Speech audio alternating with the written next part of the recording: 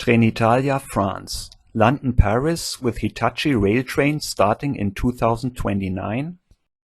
Trenitalia France, the French subsidiary of the Italian state railway FS, has ordered 19 high-speed trains from Hitachi Rail. The cost is estimated at around 2 billion euros and including a long-term maintenance service. On one hand, it is said that the trains will enable Trenitalia France to strengthen its presence to the Paris-Lyon, Paris-Milan and Paris-Marseille routes. However, there is also talk of launching train services between Paris and London, starting in 2029. Trenitalia describes France as a key market. This is further underscored by the construction of a train maintenance facility just outside Paris. The Trenitalia CEO is quoted in the article linked in the video description as follows.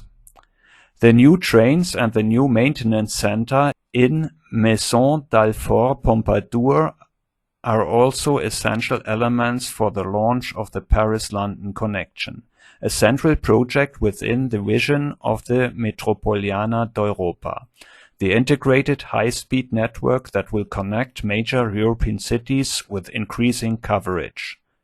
End quote. As far as I recall, there are very specific requirements for trains intended to travel through the Channel Tunnel to London. Do the Hitachi trains already meet these? Or is it not as complicated as I have in mind? There have already been several announcements or attempts, including from the German side, to run trains through the Channel Tunnel to London. Most of them were abandoned without much fanfare. Let's hope things turn out differently this time, and that, in 3 years, Trenitalia trains really will compete with the Eurostar between London and Paris.